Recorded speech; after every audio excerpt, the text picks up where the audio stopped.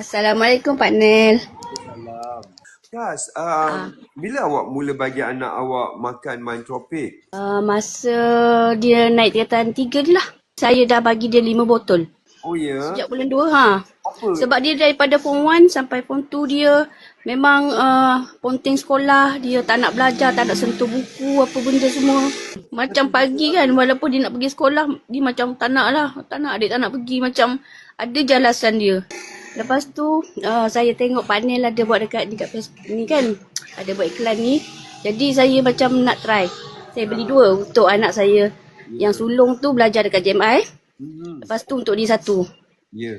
Lepas tu saya tengok dia banyak sangat perubahan.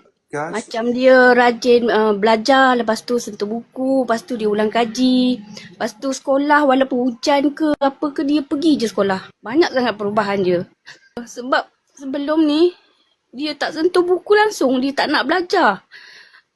Bila dia ambil ni, lepas tu bila sejak dia ambil ni memang Pak Nel memang banyak sangat perubahan. Betul saya cakap. Dia sekolah pagi sekarang, sesi pagi.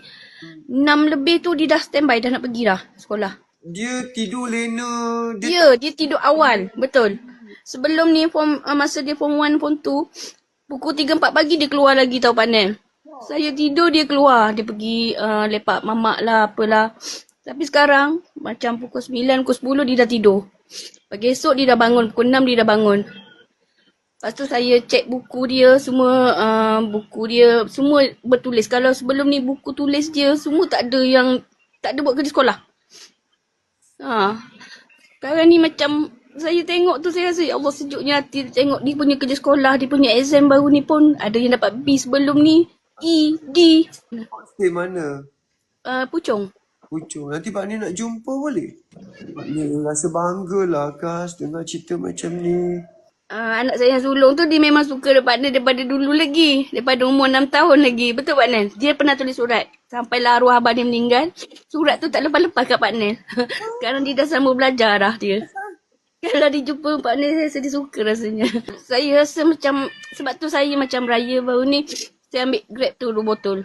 Lepas tu masa lepas raya tu saya ambil sebotol dulu. Saya nak tengok. Tapi Alhamdulillah memang banyak sangat perubahan dia. Betul Pak Nel?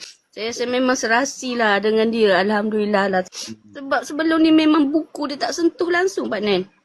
Memang dia tak sentuh langsung. Buku dia yang form 1, form 2 boleh guna untuk, macam form 1 punya boleh guna untuk form 2 pula. Allah. Tak ada tulis. Tak ada buat kerja sekolah. Tak ada apa. Okay, terima kasih. Okey, sama-sama Pak Nel. Assalamualaikum. Assalamualaikum.